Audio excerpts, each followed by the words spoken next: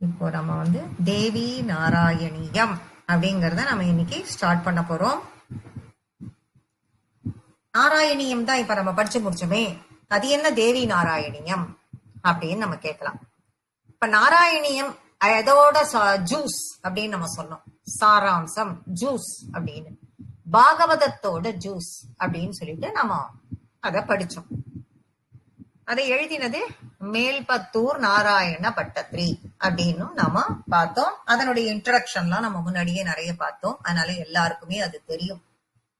அத வந்து இப்ப அதுவும் ஒரு தேவி நாராயணியம் தனியா அப்படின்னு ஒரு கொஸ்டின் நம்ம கேட்டோம்னா, அந்த பாகவதத்தை வந்து விஷ்ணு பாகவதம்னு அதை சொல்றா. ஜென்ரலா நம்ம இப்ப பிரிக்கும் பொழுது ஜென்ரலா அது பாகவதம்னா பாகவதம் விஷ்ணு புராணம், விஷ்ணு தான் அது.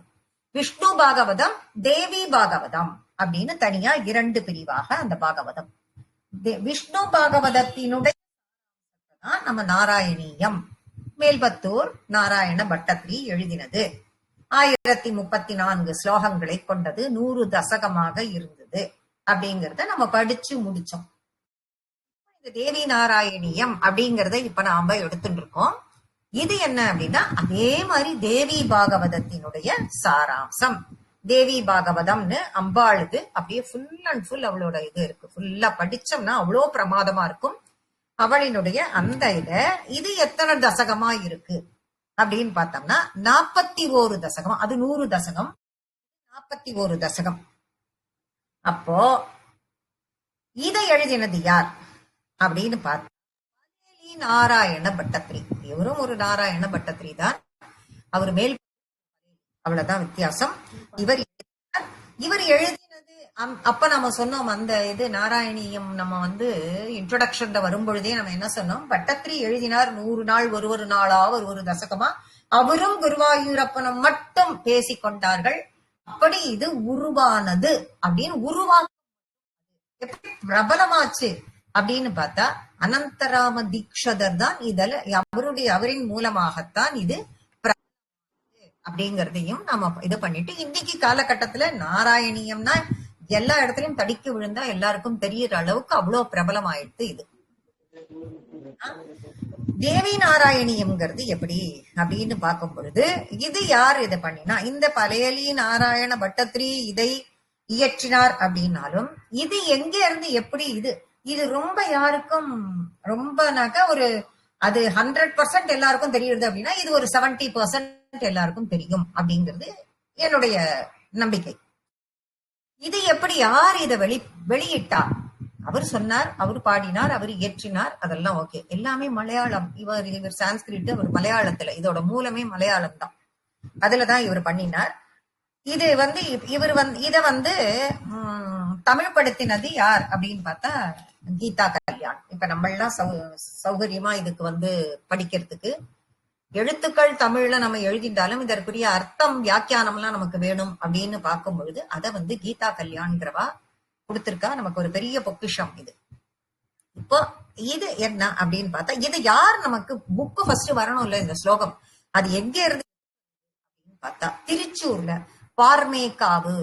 இப்ப நம்ம போன மொழியும் அங்க குருவாயூருக்கு இப்பதான் நம்ம எல்லாம் போயிட்டு வந்துட்டு இங்க வந்து நம்ம திருச்சூர் வந்து இங்க ஒரு கோவிலுக்கு போயிட்டு அங்க பார்மேக்காவு போனோம் அப்படின்னு சொல்லிட்டு சொன்னோம். கடைசியில போனவாளுக்கெல்லாம் தெரியும், குருவாயூர் போன எல்லாருக்கும் எங்களோட ட்ரிப்பு வந்தவா எல்லாருக்குமே தெரியும். அந்த இதுக்கு போக டைம் இல்லாம எங்களோட வேன் திருப்பி எங்களுக்கு ரயில்வே ஸ்டேஷனுக்கே வர வேண்டியதா போய், இதுதான் அந்த கோவில், இதுதான் அந்த கோவில்னு சும்மா ரோட்ல இருந்து குழந்தைகளுக்கு வேடி காட்டுற மாதிரி அந்த கோவில நம்ம காமிச்சுட்டு வந்தோம். அப்பவே அந்த கோவில்ல இறங்குற வாய்ப்பு எங்களுக்கு கிடைச்சிருந்தா ஒரு 2 தசகம் அதுல இருந்து முக்கியமானதை எடுத்து கொஞ்சம் தெரிஞ்ச ஒரு 2-3 பேர் நாங்க பிராக்டிஸ் பண்ணிட்டு வந்திருந்தோம், அந்த கோவில்ல அதை படிச்சுடலாம் அப்படின்னு சொல்லிட்டு. ஆனா அப்ப எனக்கு தெரியாது, இப்பதான் எனக்கு தெரியும். இந்த பார்மேக்காவ் அந்த தேவஸ்தானம் தான் இத வந்து வெளியிட்டது, இத பிரபலப்படுத்தினது. எப்படியும் பிரபலமாகணும் இல்ல, ஒரு விஷயமும் பிரபலமாகணும். அப்பதான் நமக்கு வந்து இது புரியும். யார் இதை இது பண்ணானா, திருச்சூர்ல இருக்கிற அந்த பார்மேக்காவது சக்தி ஸ்தலம், அங்க இருக்கிற அந்த தேவஸ்தானத்துல இருக்கிற அந்த இடம் தான் இத வெளியிட்டது. அந்த நாராயணத்தினுடைய கதை எல்லாம் பாகவதத்துல எப்படி இருக்கோ அதே மாதிரி இதனுடைய தேவி பாகவதத்தினுடைய சுருக்கமான வடிவம். இது நிறைய இந்தியால பல பகுதியில இருக்கு. இத காவியமா ஒரு பகுதியில, புராணமா ஒரு பகுதியில, உபபுராணமா ஒரு பகுதியில, அப்படி இதை எடுத்துட்டு போறா. இப்ப தேவி பாகவதத்துல எத்தனை ஸ்கந்தம் இருக்கு அப்படின்னு பார்த்தா, தேவி பாகவதத்துல 12 ஸ்கந்தம். இந்த 12 ஸ்கந்தத்துல 318 சாப்டர் இருக்கு, அவ்வளவு அத்தியாயம் இருக்கு. 18,000 ஸ்லோகம் இருக்கு. 18,000 ஸ்லோகமும் அதுல இருக்கு. இந்த புஸ்தகம் பராசக்தி தேவியே மிகப்பெரிய தெய்வம், சாக்தத்தை அடிப்படையாக கொண்டது. பராசக்தி தேவி தான் மிகப்பெரிய தெய்வம் அப்படின்னும், அதுக்கு கீழதான் எல்லா கடவுளும் செயல்படுகிறார்கள் அப்படின்னும் கருதறது. இப்படி ஒரு சிந்தனை இருக்கு இல்லையா? சாக்தத்தையே பின்பற்றுபவர்கள்னு ஒரு சாரார் இருப்பா. ஒவ்வொருத்தருக்கும் ஒரு அபிப்பிராயம் இருக்கும், எதை நாம பின்பற்றோம் அப்படிங்க. நீ இததான் பின்பற்றணும்னு யாரையும் நம்ம போர்ஸ் பண்ண முடியாது. யார் யார் எதை பின்பற்றுகிறார்களோ அதன்படித்தான் அவளை நம்ம கொண்டு போக முடியும். ஆனா இப்ப இந்த பராசக்தி தான் இருக்கிறதுலயே பெரியவ, இருக்கிறதுலயே முதன்மையானவள் அவள் தான், அவளுக்கு கீழே தான் எல்லா கடவுளுமே அப்படின்னு கருதுற சில சிந்தனையாளர்கள், சில மக்கள், சில பேர், அது ஒரு குரூப் இருக்கும். அந்த குரூப்புக்கு சாக்தேயர்கள் அப்படின்னு பேரு. இததான் நம்ம ஆதிசங்கரர் உங்க எல்லாருக்குமே தெரியும், ஷண்மத ஸ்தாபகர் அப்படின்னு தெரியும் ஆதிசங்கரரை. ஷண்மதங்கள் அப்படின்னா என்ன? 6 மதங்கள். என்னென்ன விதமான, அவர் தான் அதை கரெக்டா அழகா பிரிச்சு கொடுத்தார். கலாசிலாவா இருக்கிறதெல்லாம் எல்லாத்தையும் பண்ணி என்னென்ன அப்படின்னா, சைவம், வைணவம், சாக்தம், காணாபத்தியம், கௌமாரம், சௌரம் அப்படின்னு அவர் தான் பிரிச்சு கொடுத்தார். இது என்ன? சைவம் அப்படின்னா சிவனை முழு முதற் கடவுளாக, அவளுக்கு சிவன் தான் எல்லாம், சிவனை முழு முதற் கடவுளாக வணங்குபவர்கள். வைணவம் அப்படின்னா அவளுக்கு விஷ்ணு தான் எல்லாம். சாக்தம் அப்படின்னா சக்தி தான் எல்லாம். அந்த மாதிரி அந்த சக்தி வழிபாட்டிற்கு கீழ் வருவது இது.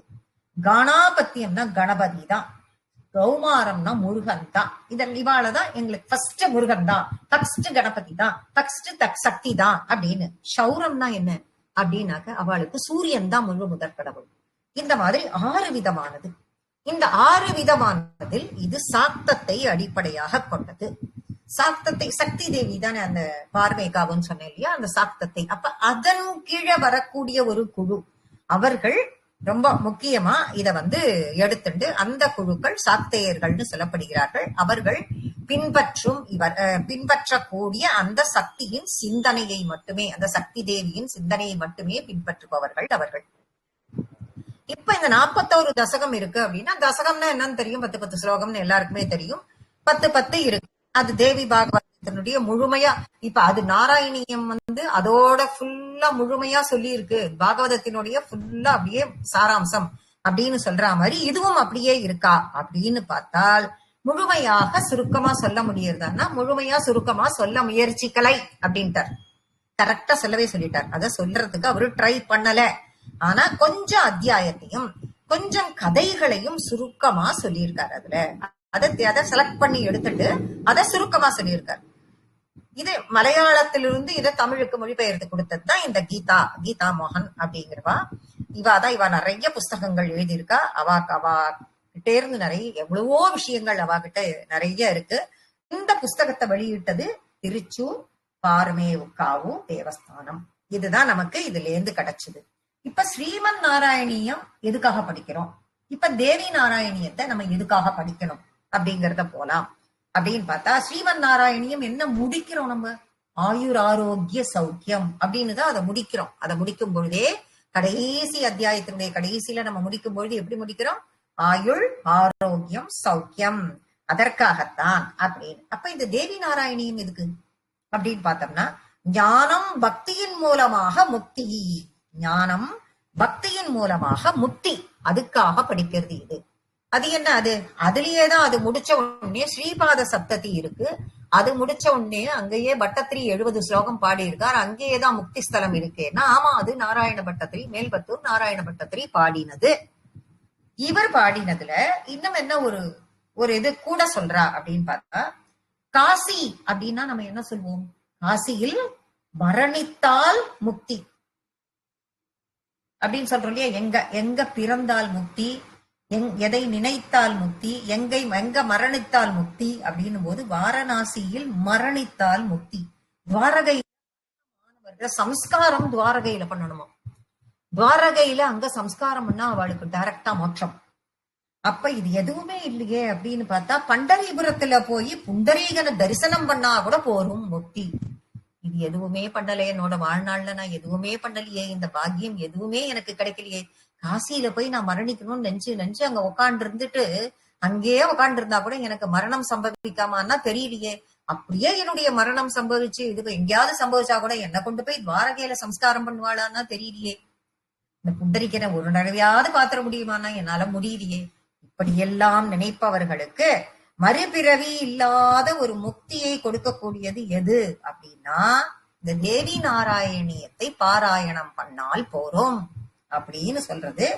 இது இந்த தேவி நாராயணத்துக்கு அவ்வளோ பெரிய வேல்யூ அப்படிங்கிறது உறுதி அப்படிங்கிறார். அது அப்பேற்பட்டது லோகக்ஷேமத்திற்காகவும் துஷ்ட நிகிரகத்திற்காகவும் அன்னை ஜெகதாம்பிகை எடுத்த பல்வேறு அவதாரங்களை இதுல காட்டுறது.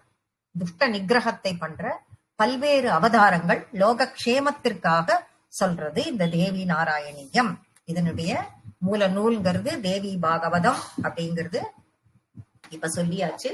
இவ்வளவுதான் இதுக்கு பெரிய இன்ட்ரடக்ஷன் அப்படின்னு போனோம்னா ஒன்னும் பெருசா இவ்வளவுதான் இதுக்கு இன்ட்ரடக்ஷனே. அதனால நம்ம இதுல இருக்கிற இப்போ தியான ஸ்லோகம் இருக்கு, அந்த தியான ஸ்லோகத்தை நம்ம இன்னைக்கு பார்த்துட்டு இன்னைக்கு இதுக்கு ஒரே ஒரு ஸ்லோகம் மட்டும், ஃபர்ஸ்ட் ஸ்லோகம் இன்னைக்கு விஜயதசமியா இருக்கிறதுனால ஃபர்ஸ்ட் ஸ்லோகத்தை மாத்திரம் நாம இன்னைக்கு எடுக்கலாம். எடுத்துட்டு நம்ம அதுக்கு